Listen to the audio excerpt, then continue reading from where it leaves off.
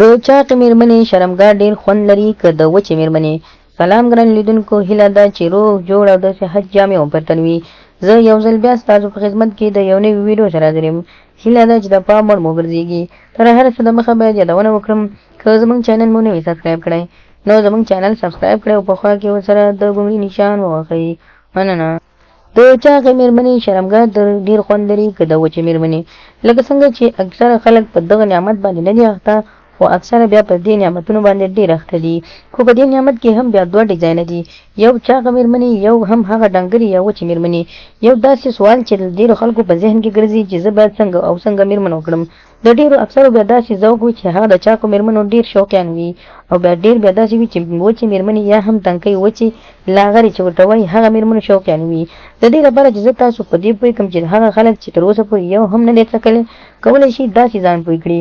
هغه مېرمنې چې ډېرې چاقې وي د وزن له لحاظه او د غوښو له لحاظه د وچې د پرتله ډېر خوند لري، ځکه چې د چاقې مېرمنې هر ځای داسې وي لکه کوڅ او هر ځای داسې خوند لري لکه د مېرمنې ټول بدن چې شرمګاه وي.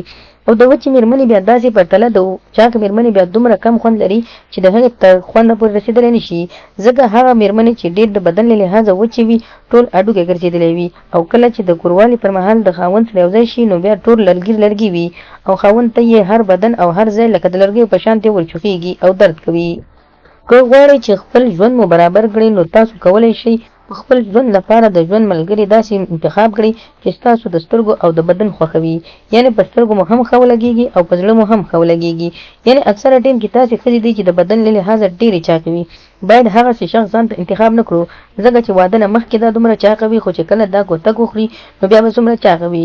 زموږ د دې ویډیو اصلي مطلب دا دی چې تاسو که غواړئ چې مېرمنې ځان ته انتخاب کړئ، دومره متوسطه ښځه ځان ته انتخاب کړئ تر څو د واده وروسته تاسو ته خپل ځان در وښیي، یعنې د واده نه وروسته دا کوتک پرې تاثیر وکړي او چاقه شي.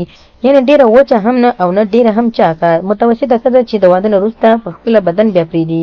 نو خدای دې وکړي ملګرو چې زموږ د ویډیو څخه غلط مطلب وانخلئ، زموږ ویډیو لایک کړئ، شیر کړئ او زموږ چینل هم سبسکرایب کړئ.